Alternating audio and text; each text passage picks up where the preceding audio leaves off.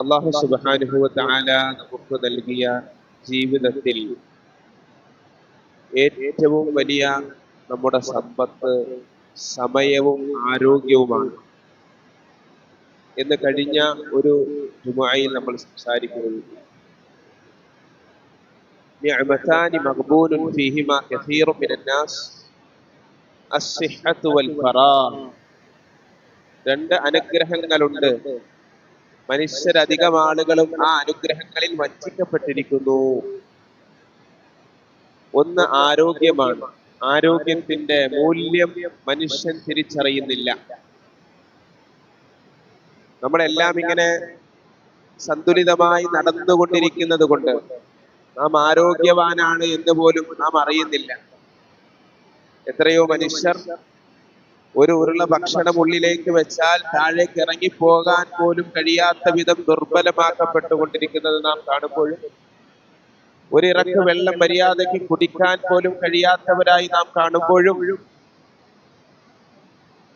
ടോയ്ലറ്റിൽ പോകുന്ന വിഷയത്തിൽ പോലും വളരെ സങ്കീർണതകൾക്ക് വിധേയപ്പെടുന്നത് നാം കാണുമ്പോഴും, എന്തെല്ലാം കാര്യങ്ങളാണ് നമ്മുടെ ജീവിതത്തിൽ വളരെ സുഭിക്ഷമായും സാധാരണമായും നടന്നുകൊണ്ടിരിക്കുന്നത് എന്നതുകൊണ്ട് ഈ ആരോഗ്യത്തിന്റെ മൂല്യം നമ്മൾ തിരിച്ചറിയുന്നു.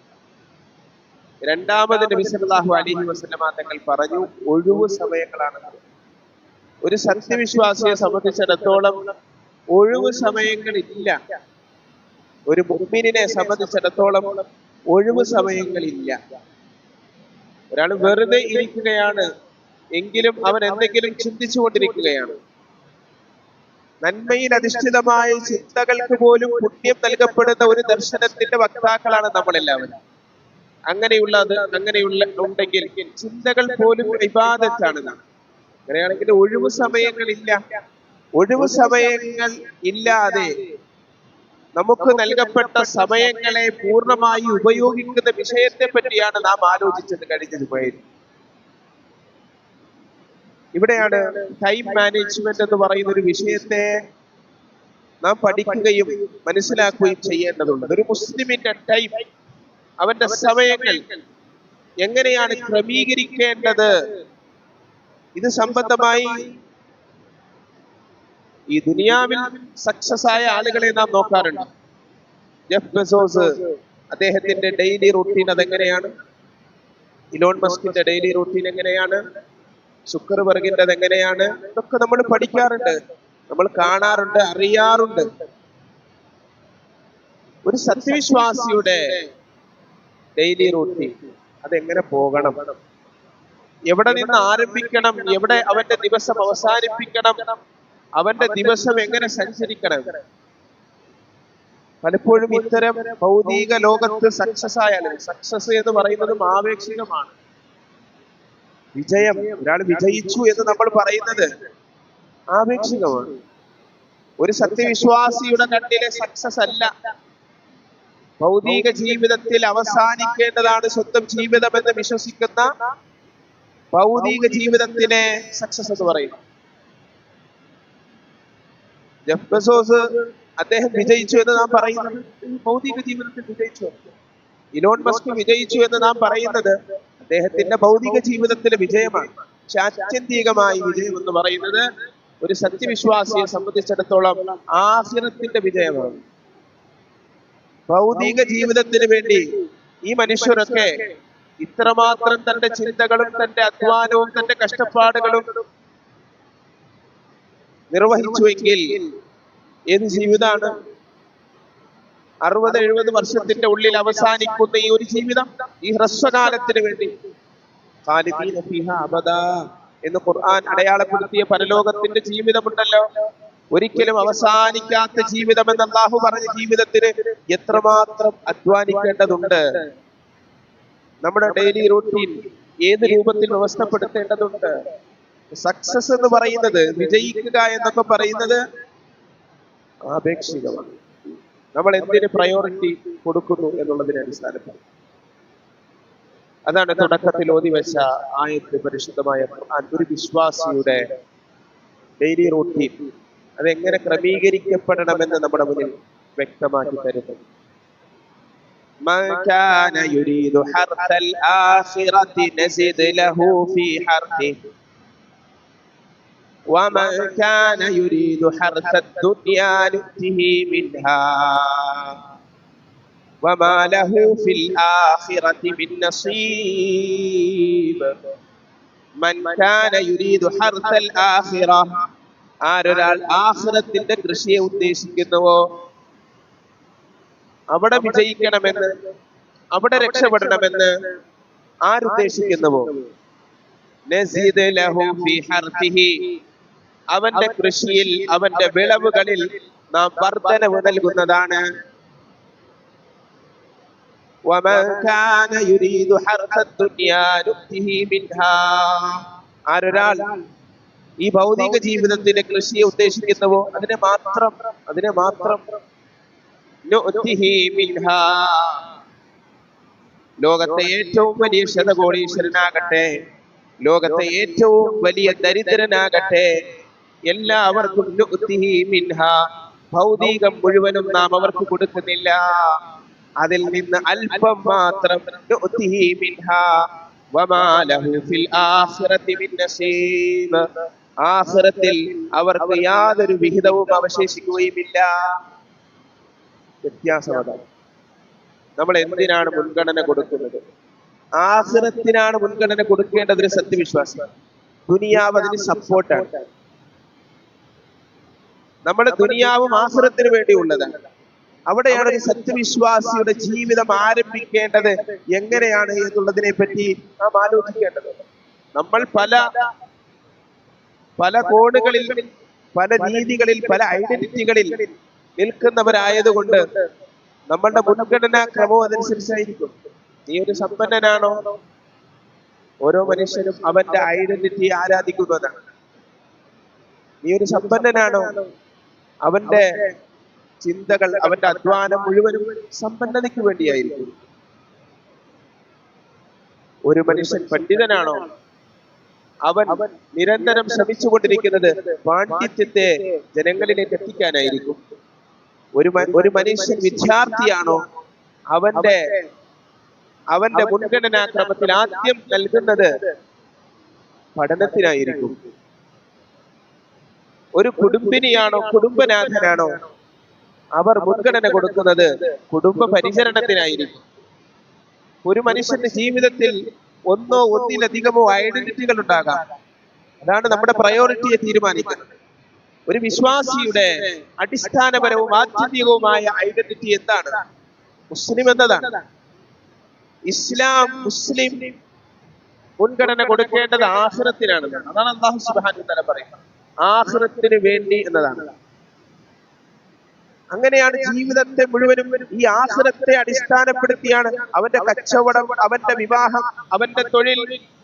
വളരെ ലളിതമായി പറഞ്ഞാൽ നിസ്കാരത്തിന് ഭംഗമേർപ്പെടുത്തുന്ന ഒരു തൊഴിൽ സ്വീകരിക്കുകയില്ല. നിസ്കാരം സുഗമമായി നടക്കുന്ന ഒരു തൊഴിൽ, അവിടെ ശമ്പളം കുറവാണ്, പക്ഷെ ശമ്പളം കൂടുതൽ കിട്ടും. നിസ്കാരം കൃത്യമായി നിർവഹിക്കാൻ സാധിക്കുകയില്ല. ഒരു സത്യവിശ്വാസി തെരഞ്ഞെടുക്കുന്നത് ശമ്പളം കുറഞ്ഞ, നിസ്കാരത്തിന് തടസ്സമില്ലാത്ത ജോലിയായിരിക്കും. ഇതാണ് വ്യത്യാസം. ആഖിറത്തെ ഉദ്ദേശിക്കുക, ദുനിയാവിനെ ഉദ്ദേശിക്കുക എന്ന് പറഞ്ഞാൽ ഇതാണ് വ്യത്യാസം. ഒരു വ്യവസായം പരിശീലനാധിഷ്ഠിതമായി തുടങ്ങുന്നതും പലിശ മുക്തമായി തുടങ്ങുന്നതും തമ്മിലുള്ള വ്യത്യാസം എന്താണ്? പരിശീലനാധിഷ്ഠിതമായി നമുക്ക് പെട്ടെന്ന് കോടീശ്വരനാകാം, ലക്ഷപ്രഭു ആകാമെങ്കിൽ വേണ്ട, അങ്ങനെ ആകണ്ട എന്ന് തീരുമാനിക്കുന്നത് നമ്മുടെ ഉള്ളിൽ അവശേഷിക്കുന്ന ആഖിറത്തിന്റെ ചിന്തയാണ്, പരലോകം എന്ന വിചാരമാണ്. വ്യത്യാസം അങ്ങനെയാണ് രൂപപ്പെടുന്നത്. മൻ കാന യുരീദു ഹർസൽ ആഖിറതി നസിദ് ലഹു ഫീ ഹർസി, ആരൊരാൾ ആഖിറത്തിന്റെ കൃഷിയെ ഉദ്ദേശിക്കുന്നുവോ നാം അവന്റെ കൃഷിയിൽ വർധനവ് നൽകും.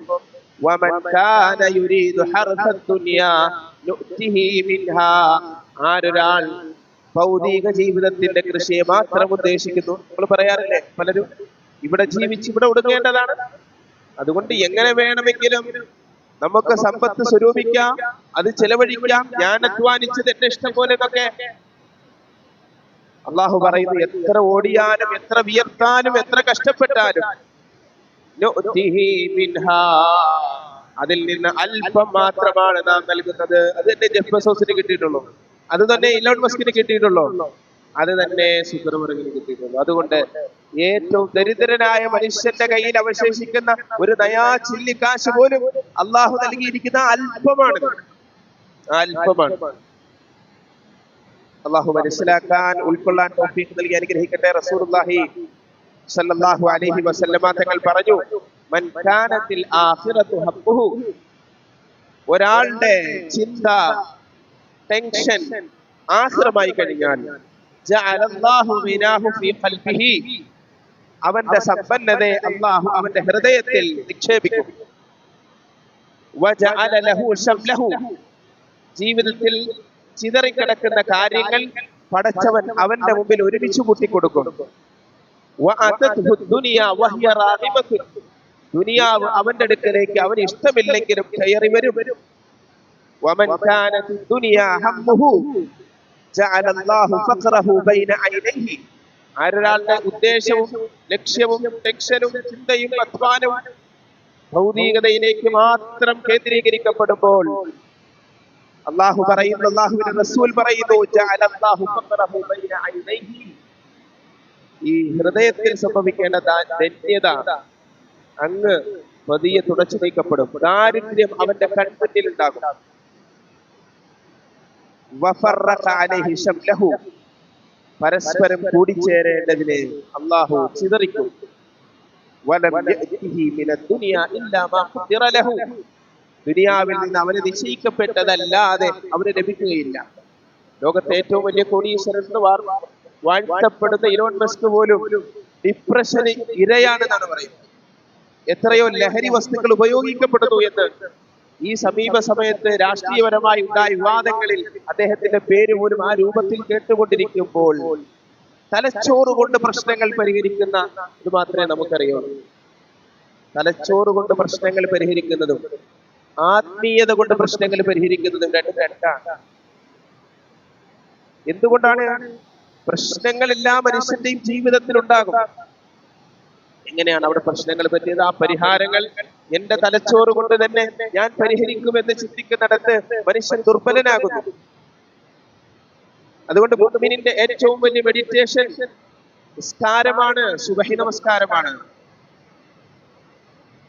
നമ്മുടെ ഫോക്കസ്, നമ്മുടെ ഏകാഗ്രത, നമ്മുടെ ശ്രദ്ധ കേന്ദ്രീകരിക്കപ്പെടുന്നതിന് നമ്മളെ നയിക്കുന്ന ഏറ്റവും വലിയ ചാലകശക്തി നമസ്കാരമാണെന്ന് തിരിച്ചറിയുന്ന സ്ഥലത്താണ് തലച്ചോറ് കൊണ്ട് പരിഹരിക്കപ്പെടാൻ കഴിയാത്ത പ്രശ്നങ്ങളെ ആത്മീയത കൊണ്ട് പരിഹരിക്കപ്പെടുന്നത് എന്ന് നാം തിരിച്ചറിയേണ്ടതുണ്ട്. അതാണ് അല്ലാഹു സുബ്ഹാനഹു വ തആല പറയുന്നത്. ആഖിറം ഉദ്ദേശിച്ചവൻ, പടച്ചവനിലേക്ക് തന്റെ ചിന്തകളെ തിരിച്ചവൻ, കേന്ദ്രീകരിച്ചവൻ, ജഅലല്ലാഹു ഗിനാഹു ഫീ ഖൽബിഹി, അവന്റെ ധന്യത അല്ലാഹു അവന്റെ ഹൃദയത്തിൽ സ്ഥാപിക്കുമെന്ന്. വജമഅ ലഹു ശംലഹു, എങ്ങനെയാണ് ജീവിതത്തെ കൂട്ടിമുട്ടിക്കുക? ഒരാളോട് നമസ്കാരത്തെ സംബന്ധിച്ച് ഒരു മുതലാളി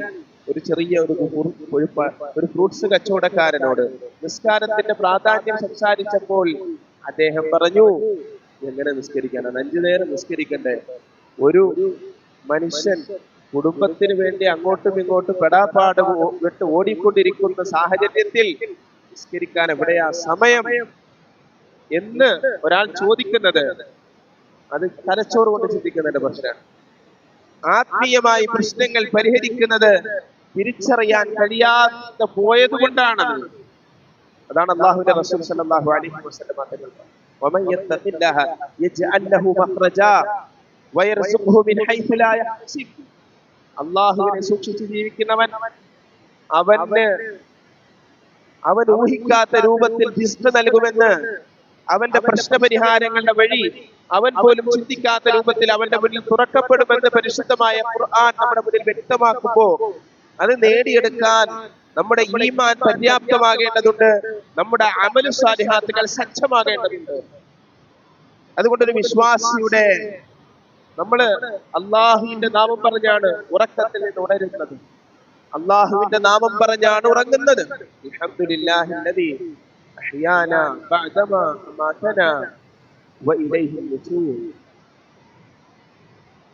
അങ്ങനെ പ്രാർത്ഥനയോടെ എഴുന്നേൽക്കുന്ന ഒരു സത്യവിശ്വാസിക്ക് അതൊക്കെ ഒന്ന് അർത്ഥമറിഞ്ഞ് പ്രാർത്ഥിക്കാൻ തുടങ്ങിയാൽ അൽഹംദുലില്ലാഹ്, അള്ളാഹുവിനാകുന്ന സർവസ്തുതിയും.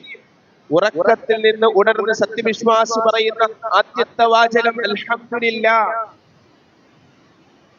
അള്ളാഹുവിനാകുന്ന സർവസ്തുതിയും. ഇന്നലെ എന്തൊക്കെയോ കഴിഞ്ഞിട്ടുണ്ട്, എന്തൊക്കെയോ കേട്ടിട്ടുണ്ട്, എന്തൊക്കെയോ കണ്ടിട്ടുണ്ട്, സമ്മിശ്രമായ പല സാഹചര്യങ്ങളിലൂടെ കടന്നുപോയിട്ടുണ്ട്. അതൊക്കെ കഴിഞ്ഞു. എല്ലാത്തിനും സ്തുതി അല്ലാഹുവിനാണ്. അല്ലദീ അഹ്യാനാ ബഅദമാ അമാതനാ, ഞങ്ങളെ മരിപ്പിച്ച ശേഷം ഞങ്ങളെ ഉണർത്തിയ പടച്ചവൻ. ഞങ്ങളെ മരിപ്പിച്ച ശേഷം ഞങ്ങളെ ഉണർത്തി, ഞങ്ങളെ ജീവിപ്പിച്ച പടച്ചവൻ. ഉറക്കത്തിന് ശേഷം ഉണർത്തിയ നല്ല പ്രാർത്ഥന, മരണത്തിന് ശേഷം ഉണർത്തിയ പടച്ചവൻ. അന്നൗമു അഖുൽ മൗത്ത് എന്ന് റസൂലുള്ളാഹി സ്വല്ലല്ലാഹു അലൈഹി വസല്ലം പറഞ്ഞു. ഉറക്കം മരണത്തിന്റെ സഹോദരനാണെന്നാണ്. ആ രൂപത്തിൽ, ആ ഒരു ഉറക്കത്തിൽ നിന്ന്, ഒരു മരണത്തിൽ നിന്ന് വീണ്ടും ഒരു ജീവിതം നിങ്ങളുടെ മുന്നിലേക്ക്, പുതിയ ഒരു ദിവസം, പുതിയ ഒരു ജീവിതം എടുത്തു വെച്ചിരിക്കുന്നു എന്ന ചിന്തയാണ് പങ്കുവയ്ക്കുന്നത്. ഇന്നലെ കഴിഞ്ഞു, അതിന് അല്ലാഹുവിന്റെ സ്തുതി. ഇന്ന് നിങ്ങളുടെ മുന്നിൽ ഉദയം ചെയ്തിരിക്കുന്ന ഒരു ദിനം, ഒരു ദിവസം, അതൊരു പുതിയ ജീവിതമാണ്.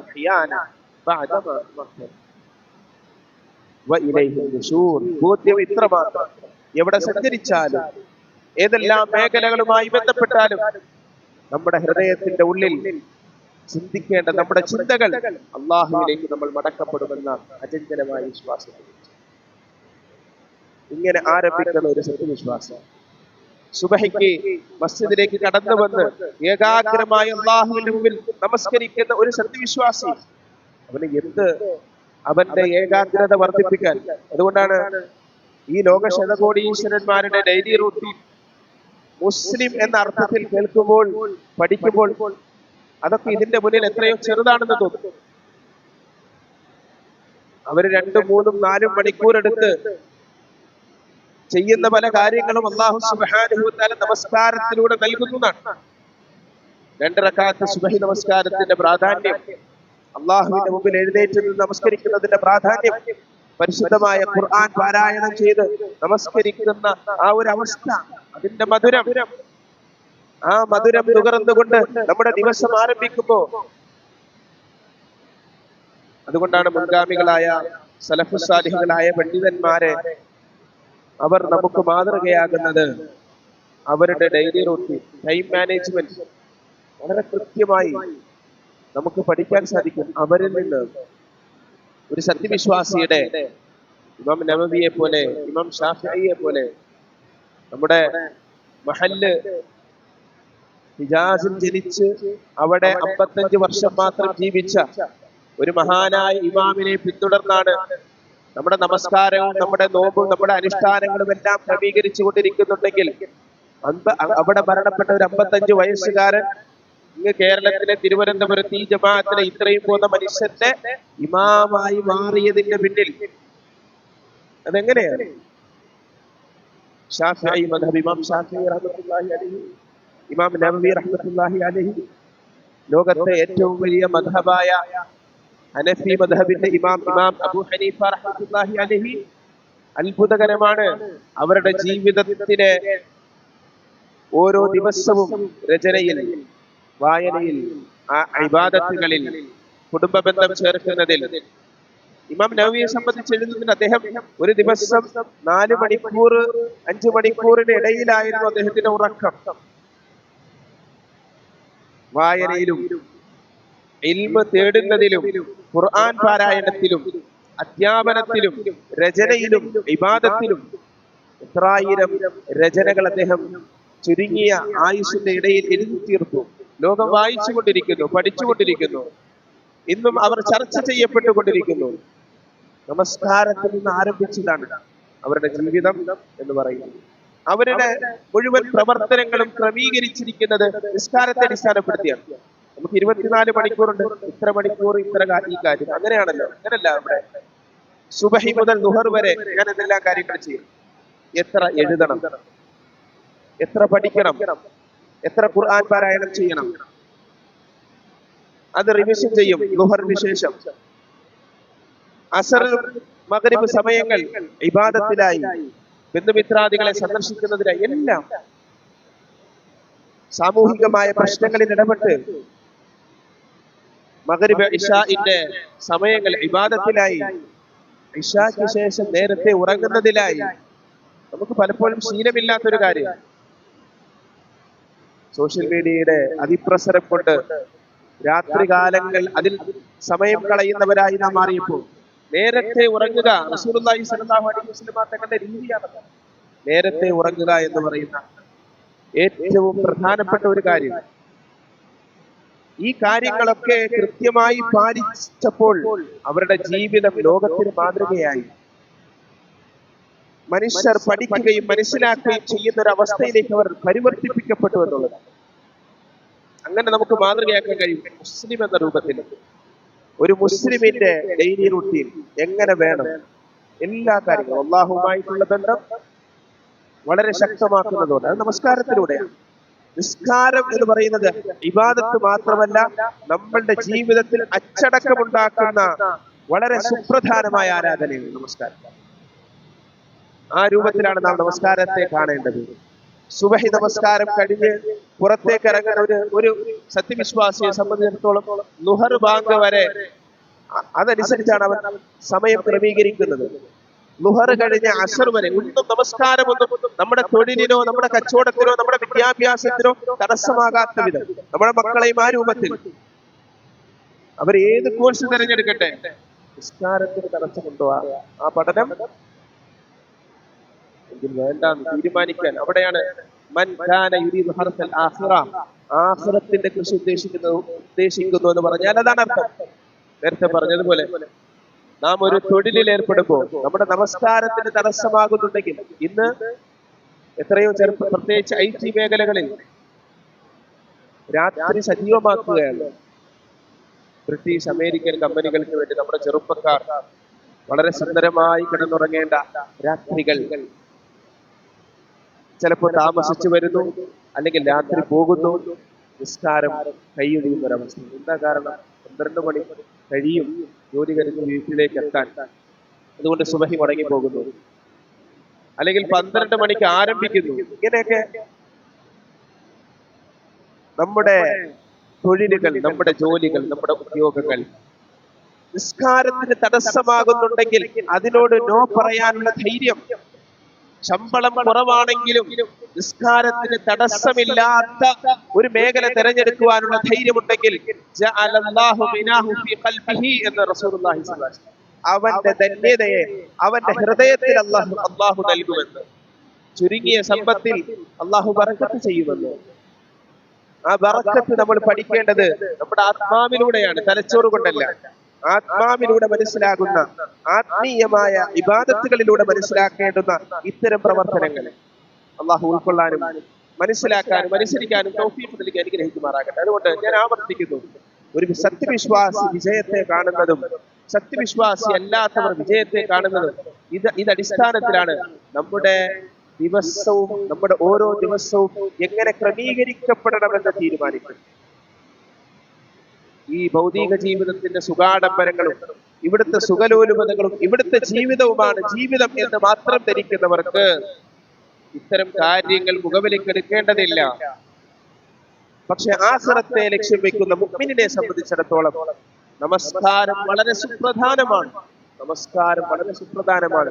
അവന്റെ ജീവിതത്തിന്റെ നിർണായകമായ ഒരു അധ്യായമാണ് ഓരോ ദിവസത്തെയും 5 നേരത്തെ നമസ്കാരം എന്ന് പറയുന്നത്. ആ 5 നേരത്തെ നമസ്കാരത്തെ അടിസ്ഥാനപ്പെടുത്തിയാണ്, അല്ലാതെ 24 മണിക്കൂറിന്റെ അടിസ്ഥാനപ്പെടുത്തി ഇത്ര മണിക്കൂർ അങ്ങനെയല്ല.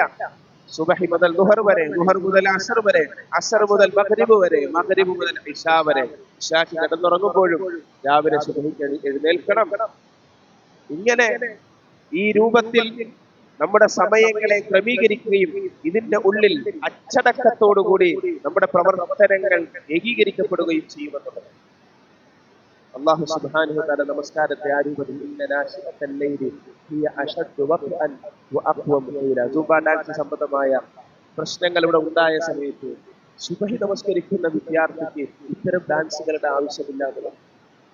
സുബഹി നമസ്കരിക്കുന്ന കുട്ടികൾ അതുകൊണ്ടാണ് റസൂലുള്ളാഹി സ്വല്ലല്ലാഹു അലൈഹി വസല്ലം തങ്ങൾ പറഞ്ഞത് 7 വയസ്സ് മുതൽ നിങ്ങൾ നമസ്കരിക്കുന്നതോടൊപ്പം നിങ്ങളുടെ കുട്ടികളെ നമസ്കാരം ശീലിപ്പിക്കൂ എന്ന് റസൂലുള്ളാഹി സ്വല്ലല്ലാഹു അലൈഹി വസല്ലം തങ്ങൾ പറഞ്ഞത്. നിസ്കാരത്തിലൂടെ ഒരു കുട്ടികളാകട്ടെ, യുവാക്കളാകട്ടെ, യുവതികളാകട്ടെ, മധ്യവയസ്കരാകട്ടെ, വൃദ്ധന്മാരാകട്ടെ, വൃദ്ധകളാകട്ടെ, ഇവരാർജിച്ചെടുക്കുന്ന ഒരു കരുത്തുണ്ട്. ഇന്ന നാശിഅത്തൽ ലൈലി ഹിയ അശദ്ദു വഖ്അൻ വ അഖ്വമു ഖീല. രാത്രിയിലെ നമസ്കാരം എന്ന് പറഞ്ഞു. രാത്രിയിൽ നമ്മൾ നമസ്കരിക്കുന്ന ഫർളാകട്ടെ, സുന്നത്താകട്ടെ, മഗ്രിബ്, ഇശ, ഇതിനു മുമ്പും ശേഷവുമുള്ള സുന്നത്തുകൾ, തഹജ്ജുദ്, സുബഹി, ഇതെല്ലാം രാത്രി നമസ്കാരമാണ്. ഈ നമസ്കാരം നിഷ്ഠയാക്കുന്നതിലൂടെ ഹിയ അശദ്ദു വഖ്അൻ, പകലിന്റെ ജീവിതത്തിന് അത് കരുത്താണ് എന്ന് പരിശുദ്ധമായ ഖുർആൻ പറഞ്ഞുവെങ്കിൽ ഒരു മുഅ്മിൻ വിഷയങ്ങളെ കാണേണ്ടത്, വിജയപരാജയങ്ങളെ നിർണയിക്കേണ്ടത് ആഖിറത്തെ അടിസ്ഥാനം. ആഖിറമാണ് നമ്മുടെ ലക്ഷ്യം. ഭൗതിക ജീവിതം അതിന് പിന്തുണ നൽകുന്നത്. നമ്മൾ ഭക്ഷണം കഴിക്കുന്നത്, നമ്മൾ വെള്ളം കുടിക്കുന്നത്, നമ്മൾ ഉറങ്ങുന്നത് എല്ലാം ആഖിറത്തെ ലക്ഷ്യം വെച്ചാൽ വെറുതെ ഇരിക്കുന്നത് പോലും ഇബാദത്തായി മാറും എന്ന് പറയുന്നത് അവിടെയാണ്. നമ്മളെന്ത് ചിന്തിക്കുന്നു എന്നത്.